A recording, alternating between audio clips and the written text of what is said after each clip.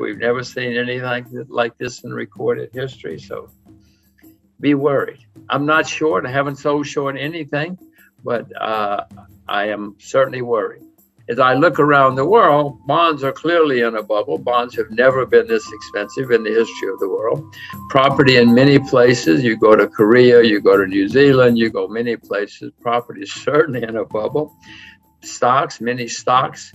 I mean, Amazon goes up every day. Tencent goes up every day. Samsung goes up every day. So some stocks performing a bubble, but many stocks are still not up. So it's not a complete bubble yet. So there you have stocks, property, bonds, all in bubbles or forming bubbles. The only thing that's still cheap, commodities. Silver's down 60% from its all-time high. Sugar's down 70% from its all-time high. Oil is down 50%. I mean, these are not bubble numbers when you talk about big declines, historic declines. But with all the money being printed, the asset class in the world that I prefer at the moment would be commodities because they're cheap when everything else is booming. I do own stocks. I do own stocks in places like China, Russia, Japan, other places. But I'm not rushing out to buy unless I find something really good. Well, I said, I'm not short. I know it's going to end badly. If something comes along that's good, I'll buy it. But Adam, I know this is going to end very, very, very badly. To repeat, the better it gets, the worse it's going to get when it comes to an end. I would suspect that when it ends, we're going to have the worst bear market in my lifetime. In 2008, we had a big bear market problem because of too much debt. Adam, since 2008, the debt everywhere skyrocketed, unbelievable. Even China has debt now. China didn't have debt 20 years ago, 15 years ago, but even China has a lot of debt now. Who's going to save us? The Chinese saved us in 2009 because they had a lot of money saved for a rainy day and they started spending it. They don't have a lot of money to spend now. Who's going to save us? North Korea? North Korea doesn't have much debt. That's why I say. But I don't think they have enough to save us because I don't think they have money saved for a rainy day like the Chinese do. Do you have greater confidence one way or the other if this is going to end in a debt crisis or runaway money printing or maybe both? How do you see it? Well, first of all, I have no confidence in them. You said they. The other people you were talking about have confidence that they are going to save us. I have no confidence in they, whoever they are. I will say, Adam, it's a good time to be old in America because I don't have to pay for all of this when it comes to an end. My children, oh my gosh, the problems my children are going to run into in their lifetimes because of what these clowns are doing now. So I say it's good to be old.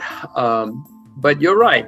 It's going to end someday, and it's going to end badly when it ends. You said either currency collapse or economic collapse. You can have both. You can have one, and then it leads to another. In the 30s, we had both, for instance, around the world, and then we had war, a shooting war, and that's the really bad news is. Often in history, when you have really, really bad times, especially worldwide, it winds up in shooting wars. It certainly did after the 30s. So it's not good news. I don't see good news. I repeat that in 2008 and 9, we had horrible problems with too much debt. Since then, the debt has gone through the roof by unbelievable amounts. And I know that's going to end badly. If we know what's going on, we'll get worried. And if we get worried, we'll probably get prepared, and then we might survive. Some people came out of the 30s very rich. Most didn't. Most lost huge amounts of money. But in 2007, Iceland went bankrupt. Nobody cared. And a few months later, Ireland went bankrupt. Some noticed. A few months later, Bear Stearns went bankrupt. Now we're starting to notice. And then BlackRock went bankrupt in the big bank in England. And then eventually, Lehman Brothers went, but then it's on the evening news. Then everybody knows.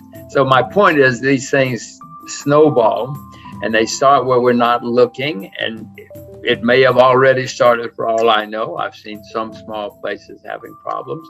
But as I say, I'm not selling short yet because I know how much money these guys can print. And what I would suspect is going to happen, Adam, is somewhere along the line, next month, stocks go down in lots of places. Well, then they're going to really panic because they want to keep their jobs. And so they're going to print even more money. And so we'll have a rally. But I would suspect that would be the last rally because there's only so much. I mean, eventually the market says, wait a minute, guys, we've seen this movie before. We know how it ends. We don't care how much money you print. Do you worry at all about the societal implications about what's going on here?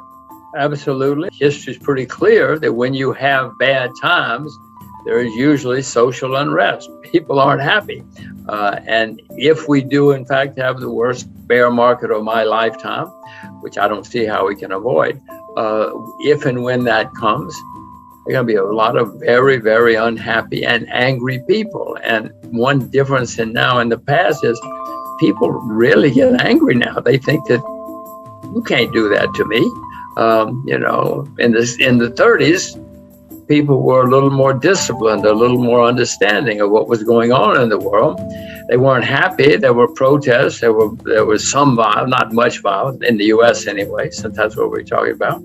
But people were a bit more accepting of the system. No, Adam, look out the window. Nobody accepts anything now. You can't do that to me. It's your fault. It's not my fault. So no, we're certainly going to have social unrest, certainly in the U.S., but in other countries as well. You find out what's going on. If you do, you'll get worried, and then you'll get prepared. Because, Adam, it's very clear. This history shows that when things go really wrong, what history shows, first of all, politicians blame foreigners. They always blame the foreigners because that's easy to do. But then it also leads to unhappy people and social unrest. I mean, I guess the main lesson of history, Adam, is people don't learn the lessons of history. I mean, I could sit here and tell you all day. We had a president recently who either didn't know history or thought he was smarter than history, and it didn't matter. Well, I know history smarter than I am, and I know it matters. And I know it always goes that way, that people get very unhappy and they look for scapegoats, and then it's not good. They've already gotten into trillions, which you and I never could have conceived of. Most people could not have conceived of, but they don't want to stop. So I'm wondering what's after trillions? We're going to learn new languages, new vocabulary here in the next year or two if they keep going the way they're going. Nearly every government, every central bank in the world has been printing huge amounts of money and borrowing and spending huge amounts of money. It's never happened like this in the history of the world. Never in recorded history have we seen so much excess. I'll call it excess. They think it's normal. They think it's fine. And this has caused many markets to go up a lot. You know, if you want to build a bridge, it takes a long time. But if you want to invest and you have a lot of money floating around, you just go on the internet, and in 5 seconds you can invest in anything you want to. And that's what's been happening, and that's what's continuing to happen. There might be signs that's beginning to slow down. The Chinese seem to be cutting back some, not a lot. Well, not a lot, but they're cutting back. They're not expanding. Other countries say they're cutting back, and the U.S. says, "Oh, maybe we should cut back someday." But in the meantime, there's gigantic amounts of money floating around. It's going into markets. It's going into the real economy as well. It's artificial. If you see some of the things that, the shipping business is just unbelievably hot right now because there's so much money floating around. The bad news is these things always end, and the better they get, the worse they get when they end.